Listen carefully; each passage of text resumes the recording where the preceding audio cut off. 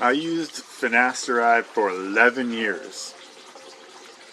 11 years. From 2008 until 2019. During that time, did nothing. Well, I don't know if it did nothing, but didn't regrow my hair. Not even for a little bit. Didn't stop my hair from receding, quote unquote. Hair doesn't really recede, it just grows relative to your head shape. I could definitively say, I'm very confident in this assertion that finasteride will not stop your hair from quote unquote falling out. It does not stop male pattern baldness. And even in the study, what is it? After it says like, oh, after 10 years, it's some study, right? And they say after 10 years, everyone who was taking Propecia was still above the baseline. Well, the problem with that is that like the amount of people that they started with, I forget what percentage, but it's like some high percentage of people were above the baseline, meaning like they had more hair than however much they had before they started Propecia.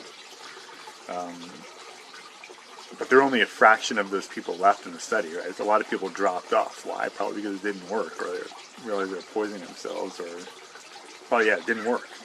Right? So that all those people who dropped out, they're not accounted for.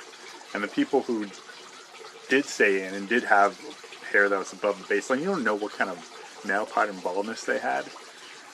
Sometimes these people get diagnosed with male pattern baldness that it's not even male. It doesn't look anything like my male pattern baldness, but they get diagnosed with it. And maybe Propecia does help with diffusing. I mean, it poisons your internal organs. I'm pretty sure it does that.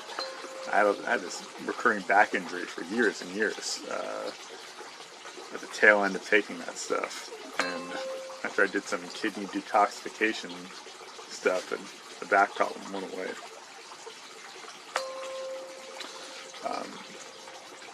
How was I going with that? I forget. Anyway, you're better off doing this than taking Propecia. It's just going to poison you. Oh, the diffuse thing. It's never, I don't know.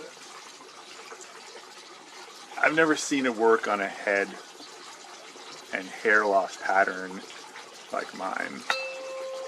It's always guys with flatter heads and more diffuse loss. That seems to work for. And that's only temporarily. I don't know if it works long term. All I can say is that it didn't work for me, and it's poison. It's all pharmakia.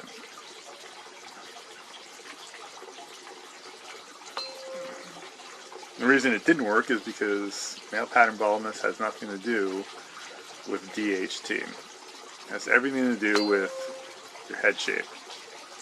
How much has your head shape changed over time? How much has the flat contours of your skull eroded over time? My head used to be a lot different shaped.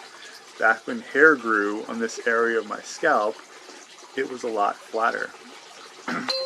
There's nothing to do with DHT is why it changed, and some people think it does. It was the growth hormone, supposedly, but I think it's something else. I think it's thinking.